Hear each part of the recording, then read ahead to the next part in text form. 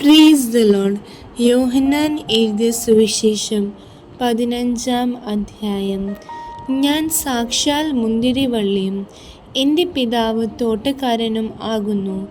എന്നിൽ കായ്ക്കാത്ത കൊമ്പൊക്കെയും അവൻ നീക്കിക്കളയുന്നു, കായ്ക്കുന്നതൊക്കെയും അധികം ഫലം കായ്ക്കേണ്ടതിന് ചെത്തി വെടിപ്പാക്കുന്നു. ഞാൻ നിങ്ങളോട് സംസാരിച്ച വചനം നിമിത്തം നിങ്ങൾ ഇപ്പോൾ ശുദ്ധിയുള്ളവരാകുന്നു. എന്നിൽ വസിപ്പീൻ, ഞാൻ നിങ്ങളിലും വസിക്കും. കൊമ്പിന് മുന്തിരിവള്ളിയിൽ വസിച്ചിട്ടല്ലാതെ സ്വയമായി കായ്പാൻ കഴിയാത്തതുപോലെ എന്നിൽ വസിച്ചിട്ടല്ലാതെ നിങ്ങൾക്കും കഴിയുകയില്ല. ഞാൻ മുന്തിരിവള്ളിയും നിങ്ങൾ കൊമ്പുകളും ആകുന്നു. ഒരുത്തൻ എന്നിലും ഞാൻ അവനിലും വസിക്കുന്നു എങ്കിൽ അവൻ വളരെ ഫലം കായ്ക്കും. എന്നെ പിരിഞ്ഞ് നിങ്ങൾക്ക് ഒന്നും ചെയ്യുവാൻ കഴിയുകയില്ല. എന്നിൽ വസിക്കാത്തവനെ ഒരു കൊമ്പ് പോലെ പുറത്തു കളഞ്ഞിട്ട് അവൻ ഉണങ്ങിപ്പോകുന്നു. ആ വക ചേർത്ത് തീയിൽ ഇടുന്നു, അത് വെന്തു പോകും. നിങ്ങൾ എന്നിലും എൻ്റെ വചനം നിങ്ങളിലും വസിച്ചാൽ നിങ്ങൾ ഇച്ഛിക്കുന്നത് എന്തെങ്കിലും അപേക്ഷിപ്പീൻ, അത് നിങ്ങൾക്ക് കിട്ടും. നിങ്ങൾ വളരെ ഫലം കായ്ക്കുന്നതിനാൽ എൻ്റെ പിതാവ് മഹത്വപ്പെടുന്നു. അങ്ങനെ നിങ്ങൾ എൻ്റെ ശിഷ്യന്മാർ ആകും.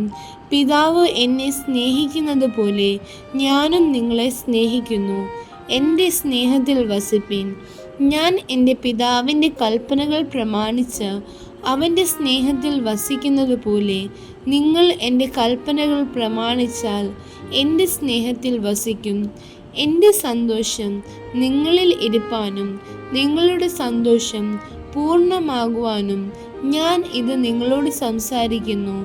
ഞാൻ നിങ്ങളെ സ്നേഹിച്ചിരിക്കുന്നത് പോലെ നിങ്ങളും തമ്മിൽ തമ്മിൽ സ്നേഹിക്കണം എന്നാകുന്നു എൻ്റെ കൽപ്പന. സ്നേഹിതന്മാർക്കു വേണ്ടി ജീവനെ കൊടുക്കുന്നതിലും അധികമുള്ള സ്നേഹം ആർക്കുമില്ല.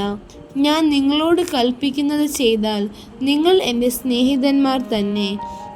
യജമാനൻ ചെയ്യുന്നത് ദാസൻ അറിയായ്ക കൊണ്ട് ഞാൻ നിങ്ങളെ ദാസന്മാർ എന്ന് ഇനി പറയുന്നില്ല. ഞാൻ എൻ്റെ പിതാവിനോട് കേട്ടത് എല്ലാം നിങ്ങളോട് അറിയിച്ചതുകൊണ്ട് നിങ്ങളെ സ്നേഹിതന്മാർ എന്ന് പറഞ്ഞിരിക്കുന്നു. നിങ്ങൾ എന്നെ തിരഞ്ഞെടുത്തു എന്നല്ല, ഞാൻ നിങ്ങളെ തിരഞ്ഞെടുത്തു. നിങ്ങൾ പോയി ഫലം കായ്ക്കേണ്ടതിനും നിങ്ങളുടെ ഫലം നിലനിൽക്കേണ്ടതിനും നിങ്ങളെ ആക്കി വച്ചുമിരിക്കുന്നു. നിങ്ങൾ എൻ്റെ നാമത്തിൽ പിതാവിനോട് അപേക്ഷിക്കുന്നതൊക്കെയും അവൻ നിങ്ങൾക്ക് തരുവാനായിട്ട് തന്നെ. നിങ്ങൾ തമ്മിൽ തമ്മിൽ സ്നേഹിക്കേണ്ടതിന് ഞാൻ ഇത് നിങ്ങളോട് കൽപ്പിച്ചിരിക്കുന്നു. ലോകം നിങ്ങളെ പകയ്ക്കുന്നു എങ്കിൽ അത് നിങ്ങൾക്ക് മുമ്പേ എന്നെ പകച്ചിരിക്കുന്നു എന്ന് അറിവീൻ. നിങ്ങൾ ലോകക്കാർ ആയിരുന്നു എങ്കിൽ ലോകം തനിക്ക് സ്വന്തമായതിനെ സ്നേഹിക്കുമായിരുന്നു. എന്നാൽ നിങ്ങൾ ലോകക്കാരായിരിക്കാതെ ഞാൻ നിങ്ങളെ ലോകത്തിൽ നിന്ന് തിരഞ്ഞെടുത്തത് കൊണ്ട് ലോകം നിങ്ങളെ പകയ്ക്കുന്നു. ദാസൻ യജമാനനേക്കാൾ വലിയവനല്ല എന്ന് ഞാൻ നിങ്ങളോട് പറഞ്ഞ വാക്ക് ഓർപ്പീൻ. അവർ എന്നെ ഉപദ്രവിച്ചു എങ്കിൽ നിങ്ങളെയും ഉപദ്രവിക്കും. എൻ്റെ വചനം പ്രമാണിച്ചു എങ്കിൽ നിങ്ങളുടേതും പ്രമാണിക്കും.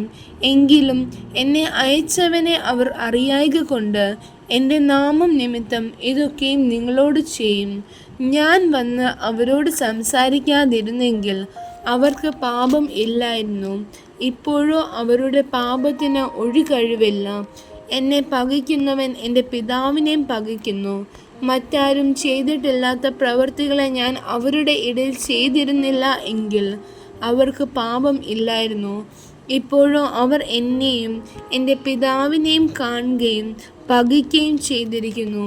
അവർ വെറുതെ എന്നെ പകച്ചു എന്ന് അവരുടെ ന്യായപ്രമാണത്തിൽ എഴുതിയിരിക്കുന്ന വചനം നിവൃത്തിയാകേണ്ടതിന് തന്നെ ഞാൻ പിതാവിൻ്റെ അടുക്കൽ നിന്ന് നിങ്ങൾക്ക് അയപ്പാനുള്ള കാര്യസ്ഥനായി പിതാവിൻ്റെ അടുക്കൽ നിന്ന് പുറപ്പെടുന്ന സത്യാത്മാവ് വരുമ്പോൾ അവൻ എന്നെക്കുറിച്ച് സാക്ഷ്യം പറയും.